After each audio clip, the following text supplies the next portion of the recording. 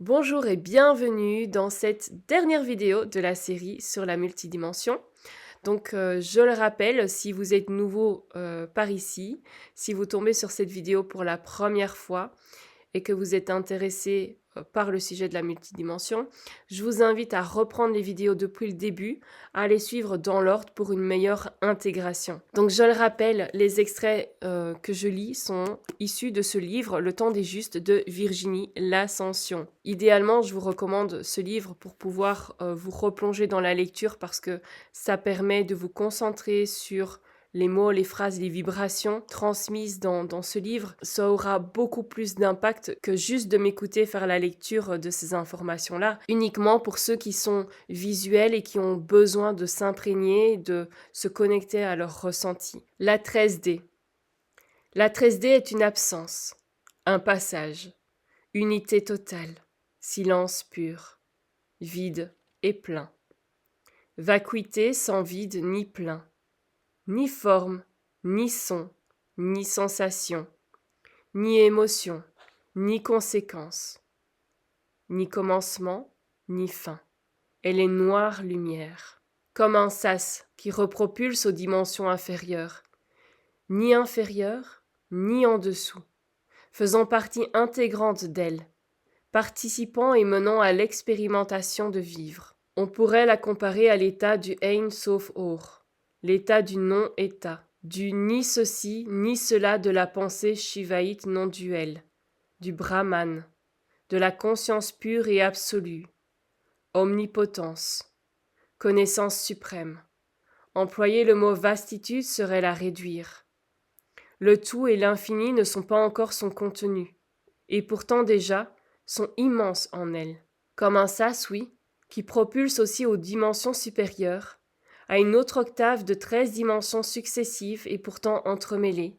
Toutefois ici, le point de sortie lumineux, de totale unité de l'être, porte de lumière éternelle, permet d'aller plus loin encore.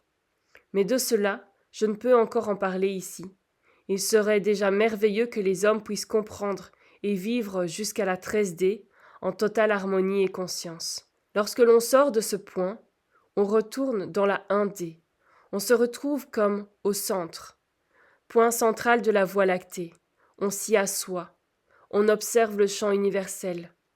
On y voit les autres galaxies et on se tient en gratitude d'une telle merveille de beauté et intelligence. Je m'excuse pour certaines prononciations. Il y a certains mots dont je ne connais pas la prononciation exacte. Mais voilà, je fais de mon mieux. Donc, pardonnez-moi. Les dimensions ne sont pas empilées les unes sur les autres, mais imbriquées entre elles, à l'image de la forme réelle du temps présentée à la section 9, d'où l'importance d'avoir le livre.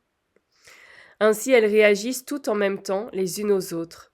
Et c'est pour cette raison qu'un humain peut accéder à toutes les autres dimensions simplement par l'évolution de sa conscience et de ses capacités intellectuelles. Mais sans l'ouverture de son chakra-cœur, il n'arrivera à rien et n'aura rien.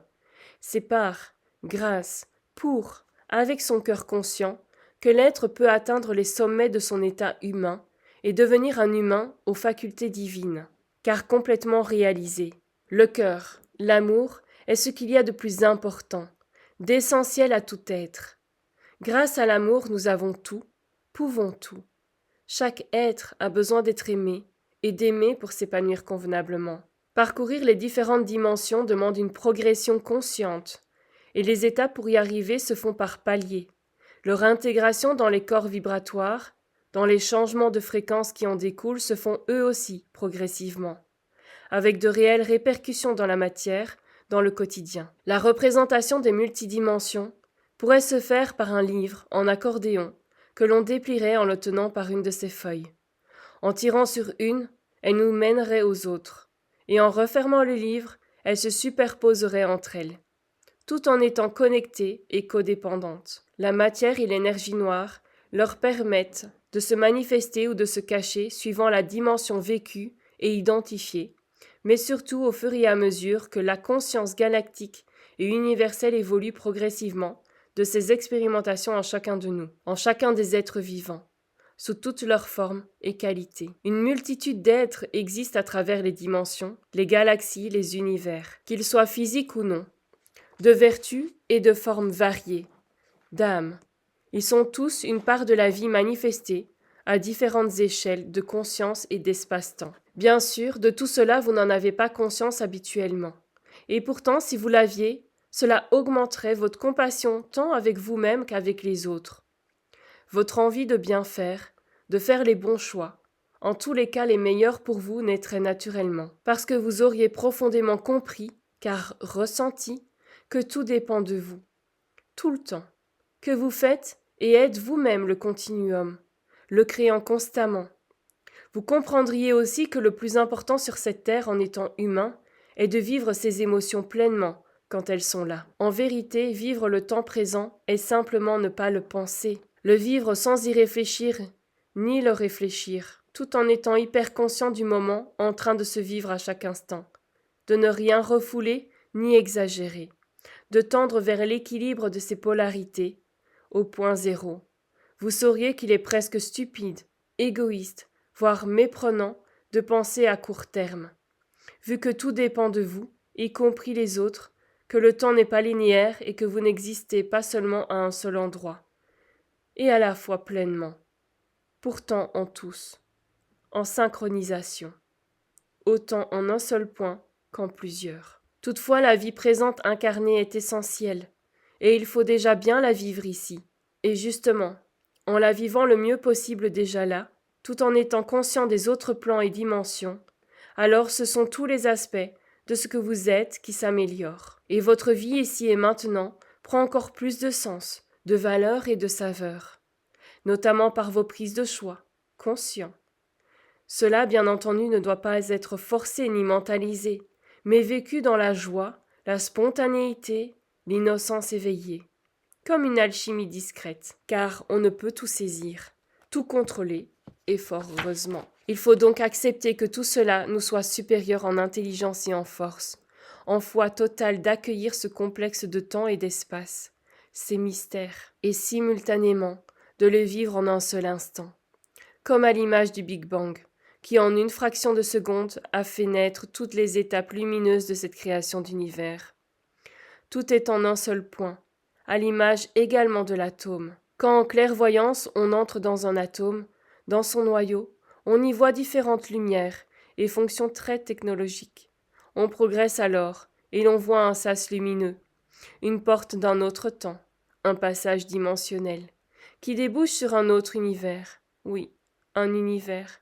Dans le noyau d'un atome, c'est l'infini que l'on peut voir et ressentir. Une exploration vers un autre monde, une passerelle vers un autre nous, ailleurs. La porte de notre soleil est une porte dimensionnelle, amenant vers un autre système solaire, plus loin dans notre galaxie, puis au-delà encore. Nos chakras sont eux aussi des portes au système de prouesses technologiques vivantes. Tout réside en un seul point, et donc tout peut se concentrer en un seul point. Tout ce que vous êtes est un univers. L'infiniment petit et l'infiniment grand existent et se déploient en vous. Ils résident, vivent, selon leur échelle respective d'espace-temps. Vous abritez tout un monde élaboré qui compte sur vous, dépend de vous, tout autant que vous dépendez d'eux. Le monde de l'infiniment petit, bactéries, miasmes, acariens, parcourt votre intérieur et votre extérieur sans même que vous y pensiez. Cellules vous forment. Atomes vous atomisent de lumière d'amour, entourés de neutrons, de protons et de quanta. Tout ce petit monde vit dans ce grand monde que vous formez, et ils y participent. Vous êtes leur univers. Tout est interdépendant, relié, constant et impermanent, formant l'équilibre de la vie, cette puissance intelligente qui nous construit. L'infiniment grand est en vous. Vos chakras vous relient aux étoiles et aux planètes de notre système solaire, à vos autres corps auriques, qui existent, eux, jusque dans l'univers entier, bien au-delà de notre galaxie. Nos grains de beauté sont peut-être les constellations de notre propre monde, notre peau, notre nuit cosmique, nos soleils, nos cœurs aimants et nos chakras, nos planètes. Notre souffle est à l'image de celui de source aux confins du firmament. Voilà pour la lecture des 13 dimensions expliquées par Virginie L'Ascension dans son livre Le temps des justes. Voilà, je vous invite à réécouter les vidéos, à prendre uniquement ce qui résonne pour votre propre cheminement, à réécouter encore et encore si voilà, ça reste confus. Ne restez pas dans votre tête, essayez de fermer les yeux et de ressentir. Ressentez et puis laissez-vous imprégner par l'information. C'est tout. Et puis laissez la vie s'occuper du reste. Elle fait très bien son job. La vie arrivera à faire le lien entre ces informations-là et vos expériences de vie, si c'est nécessaire à votre compréhension, si c'est nécessaire à votre cheminement. Mais j'ai ressenti vraiment la nécessité pour la compréhension de ceux qui allaient être attirés par ces informations-là, de pouvoir les diffuser ici sur cette chaîne. Voilà pour cette série sur la multidimension. Merci d'avoir écouté ces passages.